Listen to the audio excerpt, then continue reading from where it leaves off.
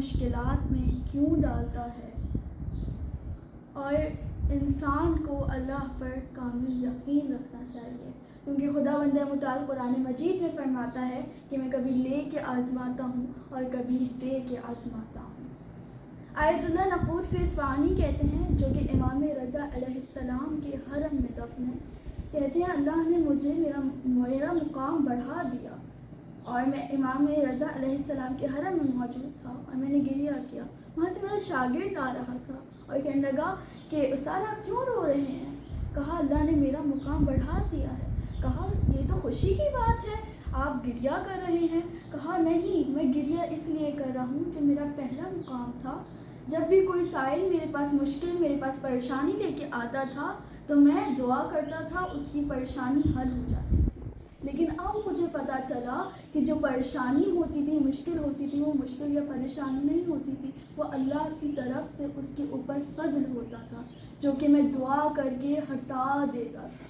میں اس بات پہ گریہ کر رہا ہوں۔ ہم اپنی زندگی میں جس کو مشکلات، جس کو پریشانی سمجھتے ہیں، وہ مشکلات یا پریشانی نہیں ہوتی، وہ اللہ ہمیں آزما رہا ہوتا ہے کہ میرا بندہ کتنا صبر کرتا ہے، میرا کتنا شکر ادا کرتا ہے، کتنا تحمل رکھتا ہے۔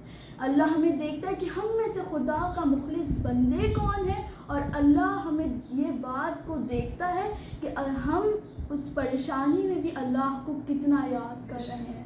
ہمارا یقین خدا کی ذات پہ کتنا بلند ہے، کیا ہمارا یقین حضرت موسیٰ جتنا ہے؟ کیا ہمارا یقین حضرت داؤد جتنا ہے؟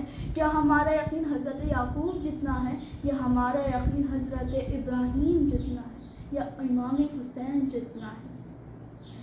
آیت اللہ طباطبائی کہتے ہیں، بہت بڑے عالم دین ہیں، اور کہتے ہیں کہ میں نجف سے واپس جانا چاہتا تھا اور میرے پاس پیسے نہیں تھے، تو میں نے کہا کہ میں اپنے استاد قاضی طباطبائی سے کچھ ادھار لے لیتا ہوں تاکہ میں چلا جاؤں، کہ میں واپس لوٹا دوں ان کو وہاں جا کر۔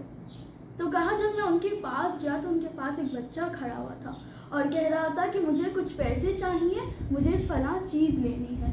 لیکن جب میرے استاد نے اپنی جیب میں ہاتھ ڈالے اور باہر نکالے تو کہا میرے پاس کچھ نہیں ہے جو میں تمہیں دوں۔ لیکن اس وقت بھی میرے استاد کے چہرے پہ کوئی شکن نہیں تھا کہ میرے پاس کچھ بھی نہیں ہے۔ کچھ نہ ہوتے ہوئے بھی